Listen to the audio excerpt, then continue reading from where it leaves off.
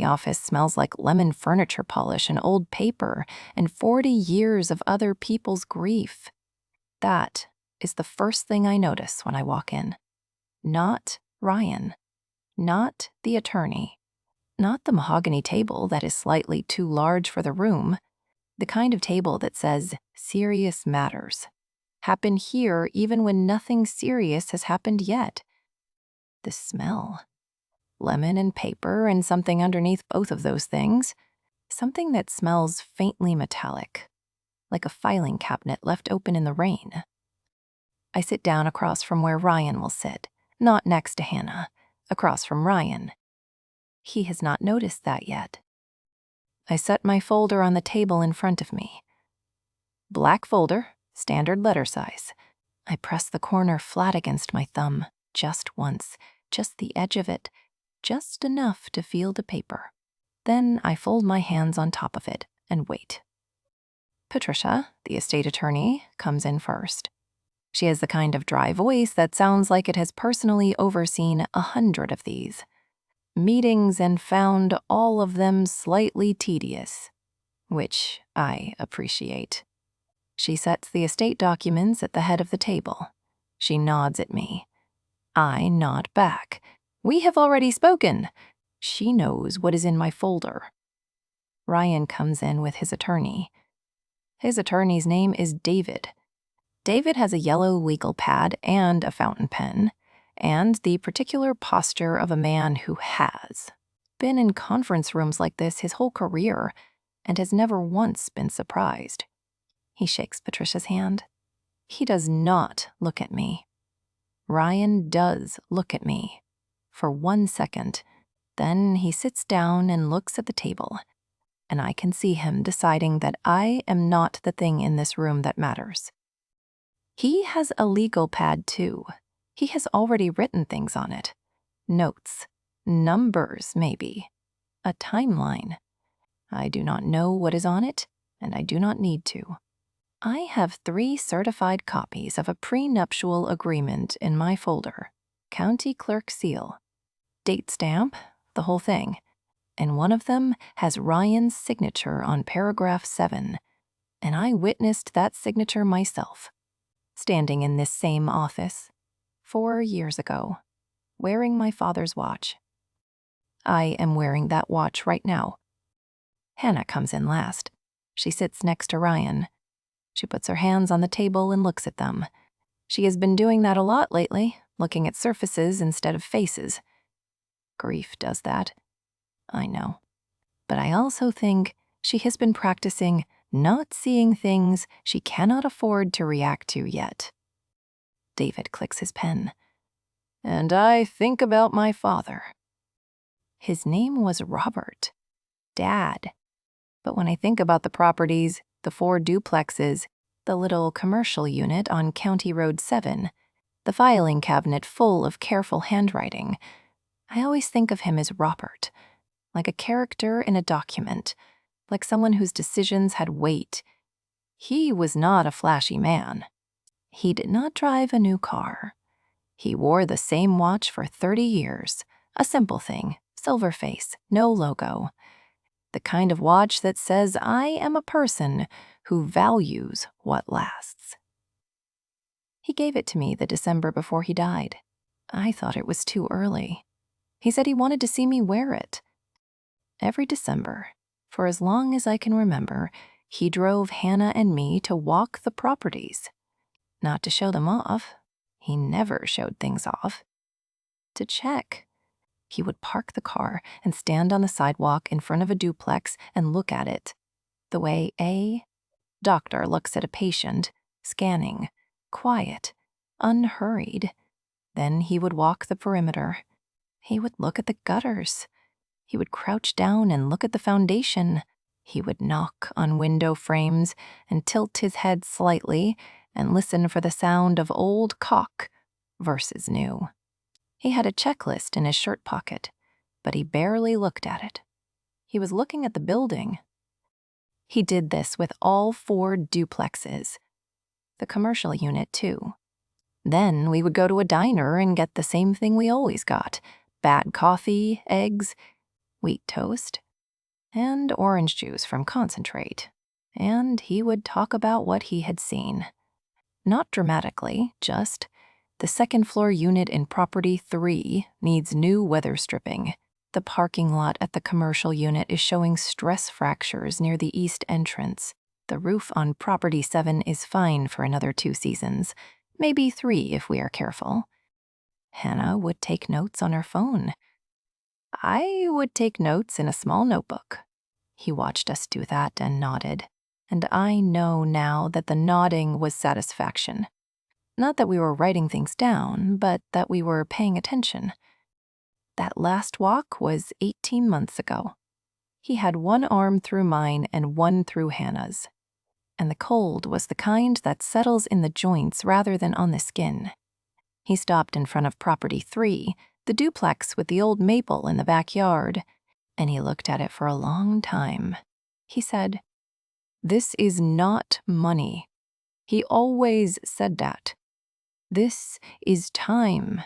He meant the 30 years of his time that had gone into it. The weekends spent on foundations. The tenants he had dealt with fairly and who had dealt fairly with him in return. The careful handwriting in the filing cabinet. He meant that you do not sell time. You do not split it. You pass it on. 2 months after that walk, he was in the hospital. 6 months after that, the hospital became hospice. And 4 months after that, Hannah and I were sitting in Patricia's office for a different kind of meeting, the will reading, and Ryan was there too, in a chair slightly too close to Hannah's, with a new haircut and a very attentive expression. I pressed the corner of my notepad flat against my thumb. I watched him lean forward when Patricia read the property section. I did not know yet what he was planning, but I noticed the lean. It started at dinner. Hannah's kitchen, a Tuesday. Ryan had ordered Thai food, takeout containers spread across the counter, plastic bags still tied at the top. And Hannah was moving between the counter and the table with the slightly automatic quality of someone who is managing logistics so she does not have to think. She had been doing that since the funeral, staying in motion. If she stopped moving, grief would catch up with her, and grief is faster than people think. I was sitting at the table with a glass of water. Ryan was opening containers. Hannah said, "I talked to Patricia today about the transfer timeline for the properties." Ryan set down a container, turned to get plates from the cabinet, said, "And this is the part. This is the exact cadence of it. We will need to figure out what my share looks like." Just like that. Not a question. Not, "I have been thinking." Not, "I wanted to bring something up." Just, "We will need to figure out what my share looks like." The way you say we need to pick up milk. The way you say something that has already been decided in your own mind and now simply needs to be communicated to the people who have not caught up yet. Hannah blinked. She did not say anything. She set a fork down on the table and looked at it. I pressed my thumbnail into my palm, under the table where Ryan could not see, just once, the half-moon market leaves. I looked at Ryan. He was not embarrassed. That is what I remember most. There was no flicker of uncertainty, no reading of the room, no wondering if this was landing the way he meant it to. He was opening a container of rice. He had the posture of a man performing a completely reasonable act in a completely reasonable sequence of events, as if the properties were already partially his in some ledger that existed in his mind, as if 3 years of marriage had a natural gravitational pull that bent documents toward him, without him having to do anything except show up and wait. He had, I would learn later, hired a lawyer 3 weeks before my father died. Not after. Before. I did not know that yet, not at the dinner table. but I would know it 11 days later, standing in my father's study with a manila folder in my hand. And when I found it out, I thought back to this moment, Ryan reaching for the plates, entirely unbothered, and understood that the casual delivery was not arrogance. It was practice. He had been rehearsing that sentence for months. Hannah said, "I do not know. I need to think." Ryan said, of course, no rush. He smiled at me then, a normal smile, the kind that says family dinner, takeout food. Nothing unusual happening here. I smiled back. That smile cost me something. I do not know what exactly. Maybe just the energy of performing calm when what I actually felt was a cold, clarifying anger. Not hot, not reactive, just clear. Like a glass of water held up to a window, everything in focus. I drove home that night and I sat in my car in my driveway for 11 minutes. I was trying to remember the details of the prenuptial agreement. I had witnessed it 4 years ago. Ryan and Hannah had signed it in Patricia's office before the wedding. My father had asked for it. Not in an unkind way, not a pointed way, but in the way he asked for maintenance records and inspection reports, because documents matter, because careful handwriting matters, because you should write down the things that are true before the situation makes them disputed. I remembered the folder it came in. I remembered signing my name on the witness line. I remembered Ryan's pen running slightly dry mid-signature and him pressing harder, leaving an indentation in the page. I did not remember the specific language of paragraph 7. I sat in my car for 11 minutes. Then I went inside and I waited for morning. The filing cabinet is gray. Not charcoal, not slate. Gray. The particular gray of office furniture purchased sometime in the mid-90s and never replaced because it still works. And my father was not a man who replaced things that still worked. It has 4 drawers. It lives in the corner of his study, behind the desk, next to the window that looks out at the backyard. The window has a crack in the upper left corner from a winter 3 years ago when the temperature dropped too fast. He never replaced the glass. He taped it with a thin strip of clear packing tape and said it was fine. The tape is still there. I was looking for the 2019 inspection binder. That is it. That is the whole reason I was in the study. Hannah had called that morning. The quiet, flat voice she uses when she is managing something instead of feeling it, and said she needed the HVAC maintenance records for property. 3, because the tenant was asking about the furnace, and she did not want to commission a new inspection before she knew what the service history looked like. I said I would check the filing cabinet. I had a key to the house. I had had a key for 15 years. Nothing unusual. The study smelled like him still. That is the thing I was not prepared for. Not the grief, exactly. I had been moving through grief for months by then. It had a shape I recognized by feel. But the specific smell of that room, old paper and the particular cedar of a wooden desk kept too long, and somewhere underneath both of those things, very faintly, the hand lotion he used in winter. Unscented. He said scented lotion was unnecessary. I stood in the doorway for a second. Then I went to the cabinet. The drawers are organized alphabetically. He organized everything alphabetically. He believed that systems outlast the people who create them, which is either optimistic or heartbreaking depending on when you think about it. I opened the H drawer. H for Hannah, H for house, H for the individual property folders he kept with their own subfolders for inspections, and repairs and lease agreements. I found the 2019 HVAC binder behind the Property 3 folder.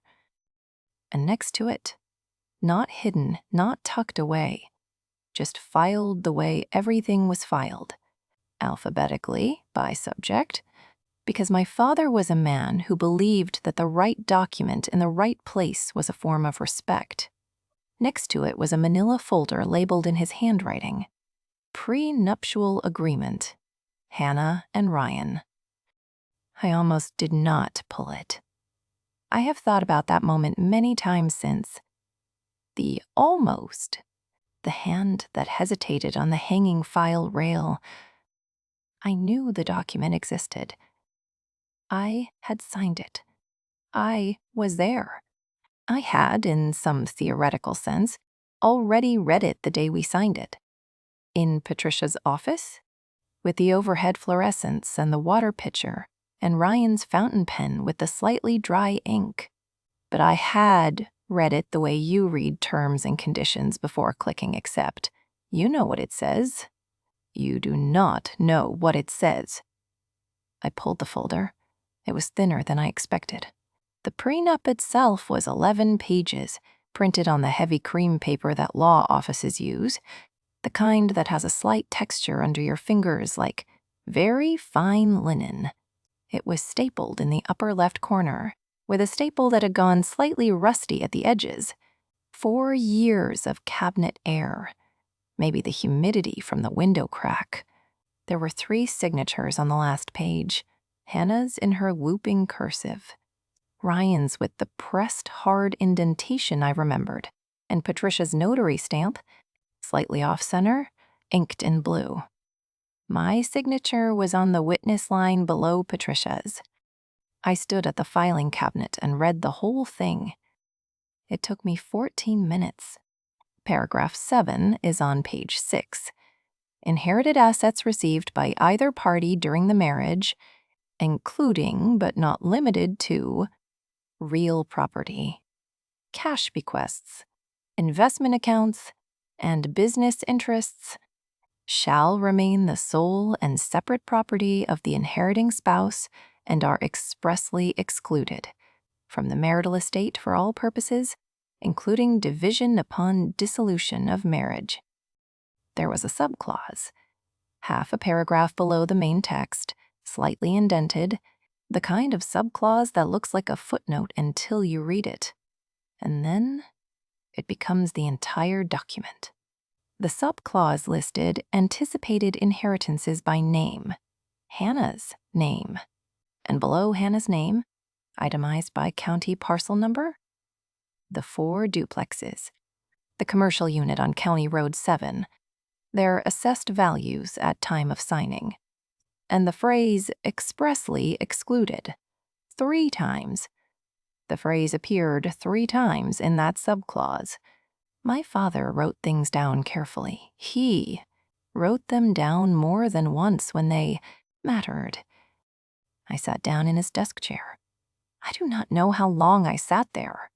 Long enough for the room to do that thing it sometimes does, where the smell and the light and the particular silence of a house that belongs to someone who is no longer in it presses in very close, and you are aware all at once of all the time that has already passed and cannot be recovered. Then I stood up. I took out my phone. I photographed every page of the prenuptial agreement. Both sides. Paragraph 7 twice. The signature page 3 times, angling the light so the notary stamp was legible. The subclause 4 times from 4 different angles. I put the folder back exactly where I had found it. I took the HVA. See binder. I locked the study. I drove to Hannah's, and I handed her the binder. And I sat in her kitchen for 45 minutes drinking tea she made and talking about the furnace. And I did not say one word about what I had found, because Hannah was still moving through grief and motion, because I did not know yet exactly what I had, or exactly what it meant, or exactly how to use it, without making things worse. Because you do not pick up a blade until you know what you are going to cut. The next morning, I called a family law attorney. Not Patricia, someone else, a woman who handles estate disputes and divorce proceedings, and the particular kind of case where family and money have spent too long in the same room together. Her office was a 40-minute drive. I went on a Wednesday at 8 in the morning, and I wore my father's watch, and I brought the photographed pages printed at a copy shop the night before. I told her everything. She read paragraph 7. She read the subclause. She put the pages down and looked at me over her glasses. She said, "He has no claim." She said it the way you say something that is simply and completely true, the way you read a measurement off a gauge, not reassurance, just fact. She whopped me through it anyway, because I needed to understand it fully. Needed to understand it the way my father understood gutters. Not just that the gutter works, but why it works. She explained the structure of prenuptial agreements in this state, the enforceability of excluded asset clauses, the specific language that makes an exclusion bulletproof versus challengeable. Paragraph 7 was bulletproof. It had been drafted carefully. The parcel numbers were specific. The language was unambiguous. The notarization was valid. Ryan's attorney, she said, when I mentioned he had one, was either hoping Hannah had not read the document or was planning to argue some variation of commingled assets, which would require Ryan to prove that Hannah had mixed the inherited properties with marital funds in a way that changed their character. She looked at me. Did Hannah use marital funds to maintain the properties? I said, the properties have a property management account that Hannah controls separately. My father set it up that way. The income from the properties goes into that account. The expenses come out of it. Hannah never touched the joint checking for property costs. She said, then there is nothing to commingle. I paid her in cash. On the way home, I stopped at the county clerk's office. I requested certified copies of the prenuptial agreement, the filed version, the one that Patricia had submitted to the county records office on the day it was notarized, which is standard practice for premarital agreements in this state. The clerk printed 3 copies. He applied 3 seals. He stamped 3 dates. I paid $11 per copy. I drove home. I put 2 copies in a drawer. I put 1 copy in the black folder, my folder, the one whose corner I press flat when my hands need something to do. Then I called Patricia. Calling Patricia was the part that required the most precision. Not emotionally. I was operating in a very quiet, very focused register by then. The kind of calm that comes not from peace, but from having made a decision and committed to it fully. The precision was strategic. I needed to set the meeting in a way that ensured Ryan came, that his attorney came, that Hannah came. That, Patricia understood the meeting, was the official estate distribution hearing, not a preliminary conversation. Because there is a difference. A preliminary conversation can be walked back. An estate distribution hearing is on record. Patricia takes minutes. Documents presented at the meeting are entered into the estate file. What is said in that room, in front of those people, becomes part of the official record of how the estate was settled. I explained what I needed. Patricia was quiet for a moment. She said, "You have certified copies?" I said yes. She said, "I will set it for next Thursday, 11 o'clock. I did not tell Hannah. I have turned this over many times, whether I should have told her, whether keeping it from her was a kind of control, making a decision for her instead of with her. I think about the way she looked at her hands at the dinner table when Ryan said, "My share." I think about the flat voice on the phone when she asked about the HVAC records. I think about all the small ways she had been going, very still, very quiet, moving sideways around him. I think she knew something was wrong. I think she had been knowing it for longer than I had. But knowing something and having certified documentary proof of it are two different things. One is a feeling. One is a county seal, and 3 copies and a notary stamp from 4 years ago. I wanted to give her the second thing in a room where it could not be argued with. So I waited. 8 days. I waited. 8 days of answering her calls and asking about the furnace and helping her sort through our father's financial records for the estate filing and sitting in her kitchen twice more. Drinking tea, talking about normal things. Pressing the corner of my folder flat in my bag when I needed to remember what I was holding. Ryan called me once, on day 5. He wanted to know if I had heard from Patricia. I said yes. She had set a meeting for Thursday. He said, and his voice was warm. The particular warmth of someone who believes they have the room. Good. Good. I think we can get everything sorted out in one session. I said. I think so too. I think about that phone call. The absolute confidence in it. The warmth. The one session. He had a lawyer who had either missed the prenup, which is a failure of due diligence so basic it barely qualifies as negligence, or had reviewed it and decided the exclusion was challengeable, or had reviewed it and was banking on Hannah not knowing what it said or being too grief-worn to fight for it. I do not know which. I only know that when he said, I think we can get everything sorted out in one session, he meant he expected to walk into that room and receive something. He was right about the one session. He was wrong about what would happen in it. Thursday is gray. Not dramatically gray, not the gray of a storm building, not cinematic gray with light breaking through at the edges, just flat November gray. The kind that settles over a suburb like a decision already made. I leave the house at 9:40 for an 11 o'clock meeting. I wear my father's watch, the black coat, low heels, because Patricia's office building has marble floors in the lobby, and I have learned from experience that confidence and marble floors require sensible footwear. I put the black folder in my bag, the certified copy inside, county seal face up, and I press the corner flat against my thumb in the parking garage elevator. Then I stop. I let my hands hang at my sides. I do not need to press it anymore. I know what is in it. Patricia's conference room is on the 4th floor.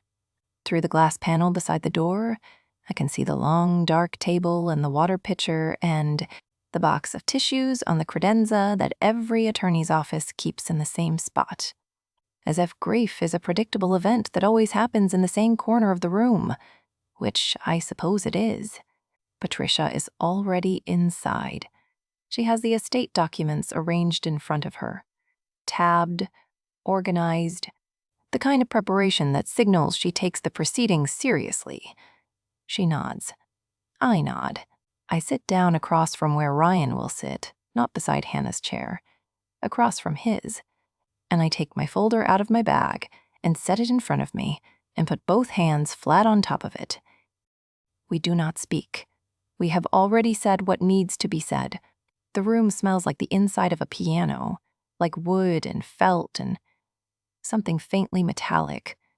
The heating vent above the window makes a low, periodic sound, not a rattle, something softer, like the building, breathing. David arrives first. Yellow legal pad, same pen as last time. He shakes Patricia's hand.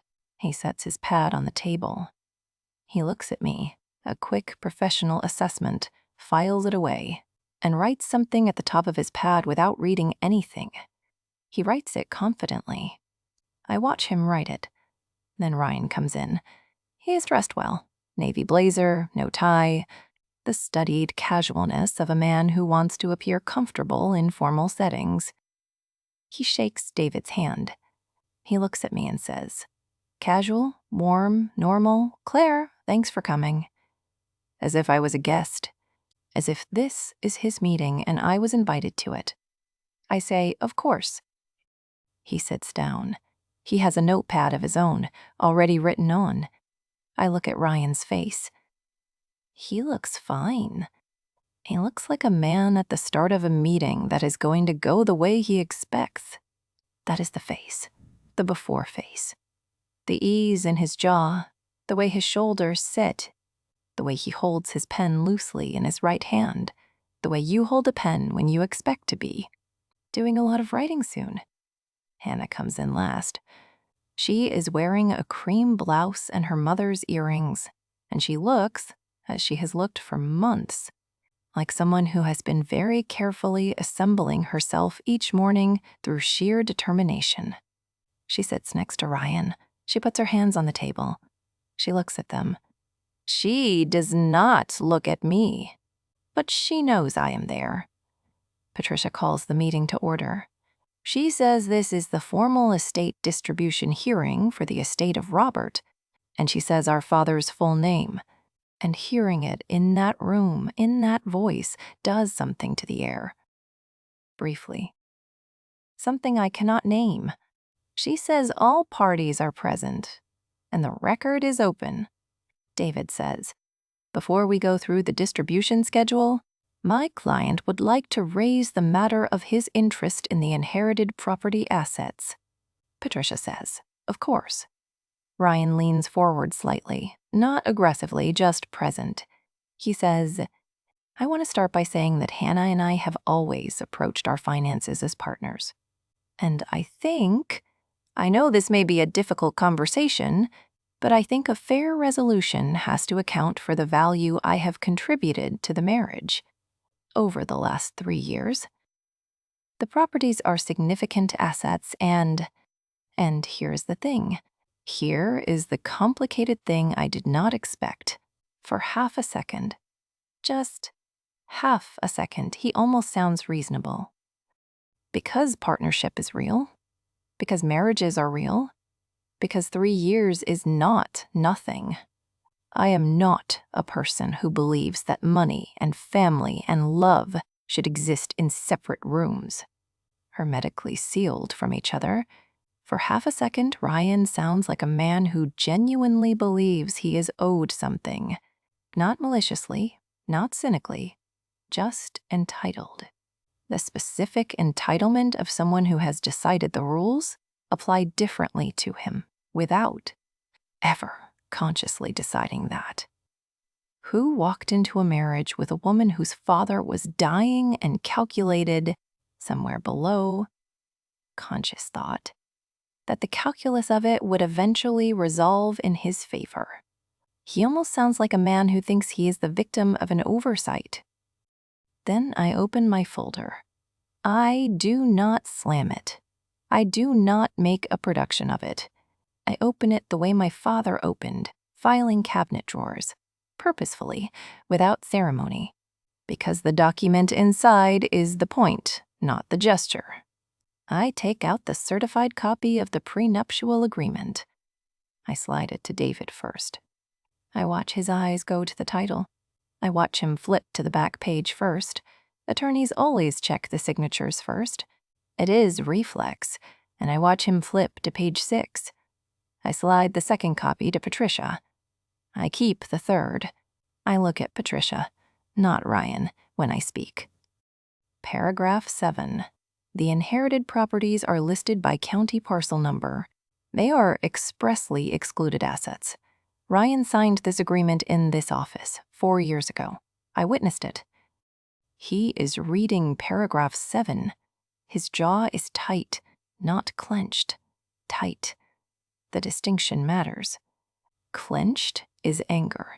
Tight is the specific tension of a man who has just found a closed door where he expected an open one. The pen is still in his hand. He has stopped moving it. David is reading paragraph 7. He reads it twice. I can tell because his eyes track back to the top of the section. He reads it the way you reread something you were hoping you misread the first time. Hannah has lifted her head from the table. She is looking at the copy Patricia is holding. Patricia tilts it slightly toward her without being asked, a small professional courtesy, and Hannah reads it. I watch her read it. I watch her find the subclause. I watch her find her own name, and the parcel numbers, and the phrase expressly excluded 3 times in a row. Her face does something complicated. Not relief, not triumph. Something older than both of those things, like recognition, like a word she had been trying to remember finally coming back. The room is quiet. The heating vent does its low, periodic breath. David sets the document down. He picks up his fountain pen, clicks it once, twice, and puts it down again. He says, "Could we take a brief recess?" Patricia says, "Of course." Ryan stands. He does not look at me. He does not look at Hannah. He looks at the middle distance, the particular non-place that people look at when they are deciding how to recalibrate. He and David go into the hallway. The door closes. Hannah looks at me, and I look at her. Neither of us says anything for a moment. The clock on the credenza marks a few seconds. She says, "You knew?" I say, "I found it 11 days ago." She says, "Why did you not?" And I say, "Because I needed it to be here. I needed it to be official. I needed it to be something that could not be a conversation." She looks at the document in Patricia's hands for a long time. She says, "He hired a lawyer before Dad died." It is not a question. She already knew.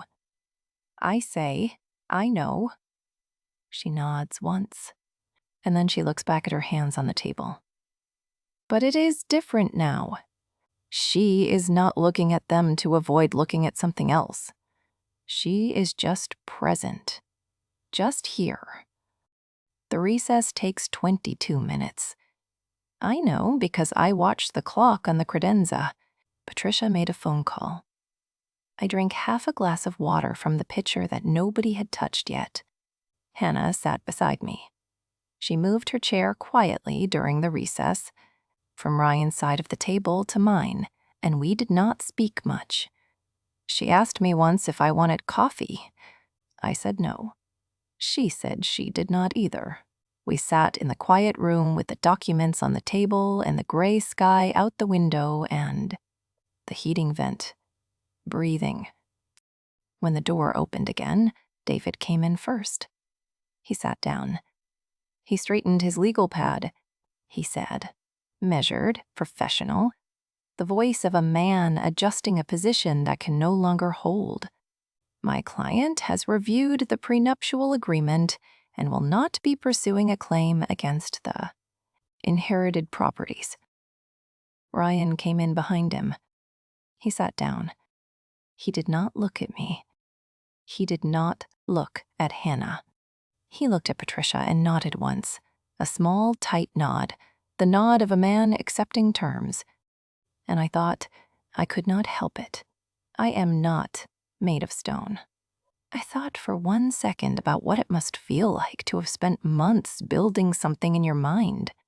A number, a share, a future that belonged to you. And to walk into a room where a document you signed 4 years ago was sitting on the table waiting, patient as furniture? I thought about it for 1 second. Then Patricia moved on to the estate distribution schedule. The meeting was over in another 35 minutes. Ryan's legal claim died in that room. Not dramatically. Not with a speech or a confrontation or a moment that anyone watching from outside would have. Identified as the pivot. Just David said will not be pursuing, and Patricia noted it in the record and the estate. Documents moved forward without his name on the property section. The 4 duplexes transferred to Hannah. The commercial unit on County Road 7 transferred to Hannah. The family trust arrangement, my name, my management role, my father's careful handwriting made into official documents, was confirmed.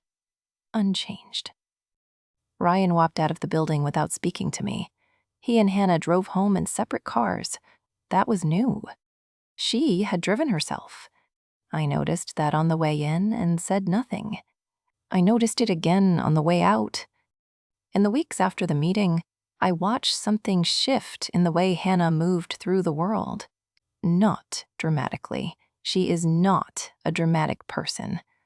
She is a person who assembles herself carefully every morning and gets through the day. But she started calling Patricia directly. She started asking me questions about the properties that were not logistical questions. Not what did the inspection find, but how does the rent escalation clause work? What would a refinance look like? Why did Dad choose this structure instead of an LLLC? She was learning it, wanting to know it, the way he had wanted us to know it. Not the number, but the thing itself. Ryan did not get the properties. He did not get the income from the properties. He did not get the 12 tenants or the 4 gutters or the parking lot, stress fractures or 30 years of careful handwriting. He did not get to sit in the chair at the property management meetings. He did not get to call himself a stakeholder in something our father built before Ryan ever walked through the door. What he got was the sound of David saying, "will not be pursuing," and a 22-minute hallway, and a drive home in a car separate from his wife's, and Hannah, rereading the prenuptial agreement. The whole thing. She texted me that night. Just finished reading it, calling tomorrow. I set my phone down on the kitchen counter. I pressed the corner of my folder flat against my thumb one last time, the edge of it, the paper biting in. Then I put the folder in the desk drawer, the one with my father's watch in it, the one I take out for meetings like this. The watch is back on my wrist. The folder is filed. The properties are intact. 2 weeks later, Hannah and I walk property. 3. The maple in the backyard has lost its leaves by now. Bare branches, the particular winter architecture of a tree that is not gone but dormant, waiting for the right conditions to try again. It is cold. The real kind this time. The kind that finds the gaps in your coat. Hannah has the inspection binder under her arm, and I have a notepad. And we stand on the sidewalk in front of the duplex the way our father stood. Hannah looks at the gutters. She says, "South side needs cleaning before January?" I write it down. We walk the perimeter. We look at the foundation. Hannah crouches near the east corner and says, "Hairline, not structural, but we should photograph it and date it." I write that down too. We do not talk about Ryan. We do not talk about the conference room or David's legal pad or the 22-minute recess. We talk about the furnace service scheduled for next week and the lease renewal on Unit B coming up in February and whether the rate should go up or hold. Hannah has opinions about the rate. She has been thinking about it. After we finish, we sit in her car with the heat running and she asks if I want to go to the diner. I say yes. Bad coffee, eggs, wheat toast, orange juice from concentrate. We sit across from each other in a booth with torn vinyl seats that have been repaired with electrical tape. Not the same booth, not the same diner, but close enough. And Hannah holds her coffee mug in both hands, the way our father held his. The particular grip of someone who is drawing warmth from the thing, rather than just drinking it. She says, "He knew this would happen." She does not mean Ryan specifically. She means the document, the parcel numbers, the expressly excluded 3 times in a row. She means the filing cabinet organized alphabetically. She means the December walks. She means all the careful handwriting. I say, yeah. She says he wrote it all down before anyone needed it. I look at my father's watch on my wrist. He was right. It is not money. It is time. 30 years of time. organized into drawers, written down in careful handwriting, witnessed and notarized and filed and waiting, patient as furniture, for the moment when someone needed to read it. I read it. That is the whole story. I read the document. I made the copies. I sat in the room and waited. And when the moment came, I opened the folder and slid the pages across the table and said paragraph 7 and watched the rune change. That is all I did. But I keep thinking about the people who count on you never doing it. The ones who build their plans on the assumption that you are too soft, too grieving, too distracted, too trusting, too tired to pull the drawer open and read what is inside. Who calculate the weight of your love for someone and decide it is a liability they can use. Who smile at family dinners and order takeout and say, of course, no rush, while the timeline in their head is already running. They count on the document staying in the drawer. So, tell me what is in your drawer. What is the thing they were counting on you, never reading? The clause, the fine print, the agreement, the filing, the thing with your name on it that was sitting there the whole time. Patient. Waiting for you to need it? What did you find when you finally pulled the folder?